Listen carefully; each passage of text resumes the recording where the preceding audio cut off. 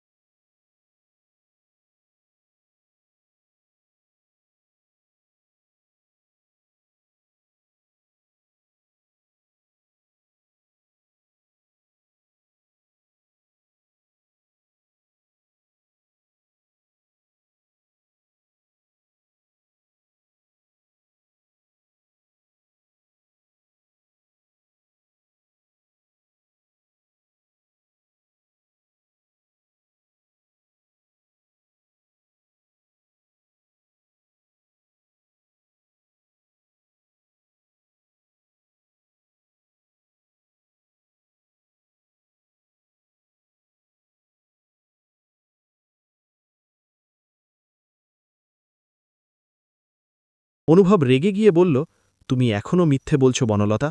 লাজু তোমার অপরাধের বোঝা নিজের মাথায় নিয়েছে, আর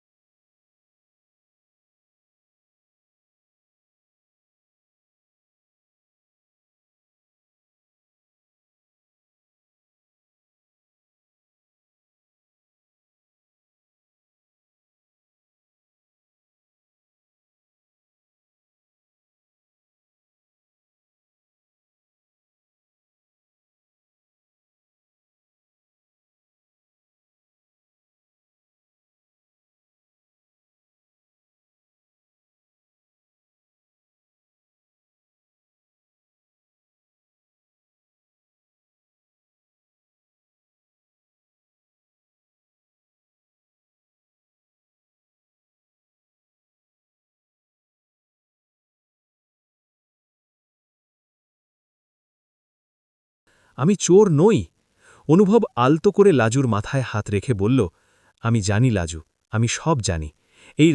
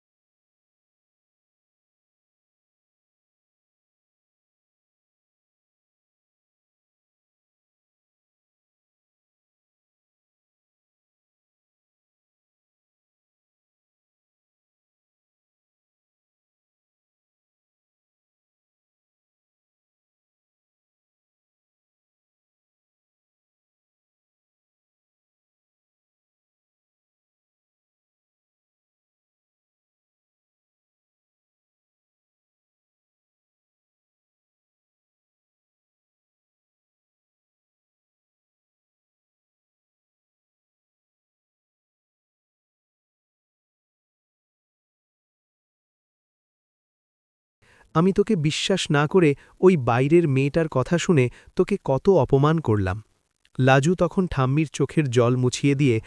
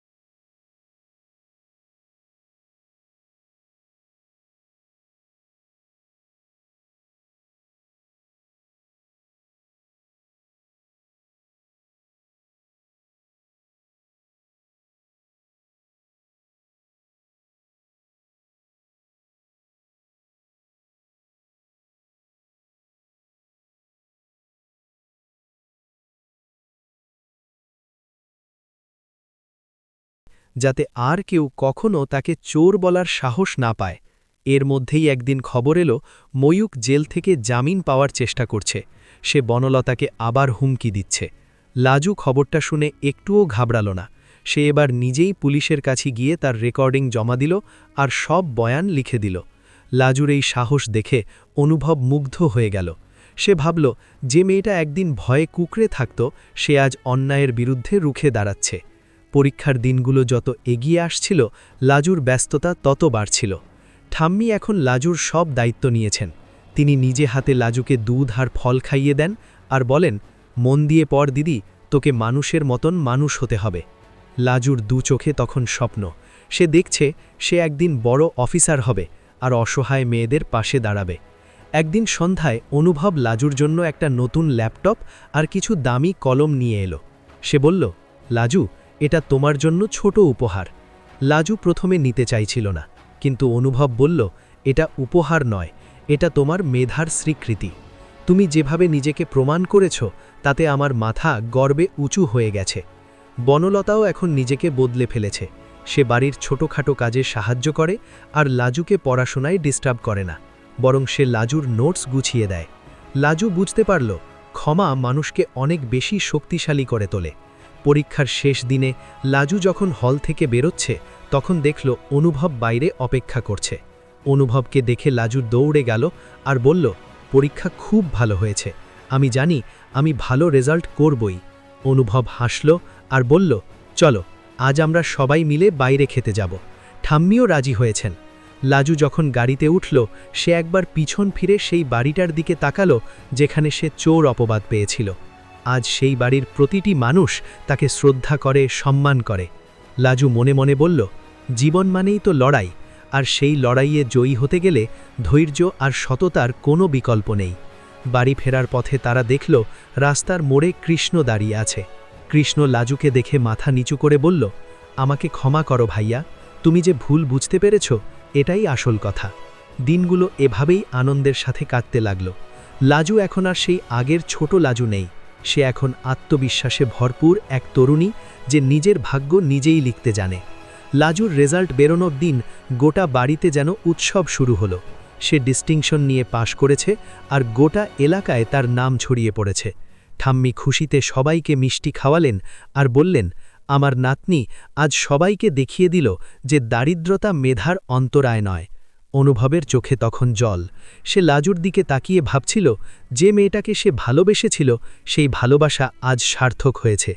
লাজু এই নতুন দিগন্তের দিকে তাকিয়ে ভাবল, এখনও অনেক পথ চলা বাকি, কিন্তু এখন সে আর একা নয়, তার সাথে আছে এক বিশাল পরিবার আর অটুট আত্মবিশ্বাস। ময়ূকের মতন কাঁটাগুলো এখন আর তাকে বিঁধতে পারবে না, কারণ লাজু শিখে গেছে কিভাবে আগুনকে জয় করে সোনা হয়ে উঠতে হয়। বন্ধুরা, লাজুর এই অদম্য সাহস আর সততা যদি আপনাদের ভালো লেগে থাকে তবে ভিডিওটিতে একটি লাইক দিন। আর লাজু কি পারবে নিজেকে পুরোপুরি নির্দোষ প্রমাণ করতে? এই গল্পের পরবর্তী আপডেট সবার আগে পেতে এখনই আমাদের চ্যানেলটি সাবস্ক্রাইব করে পাশে থাকা বেল আইকনটি বাজিয়ে দিন।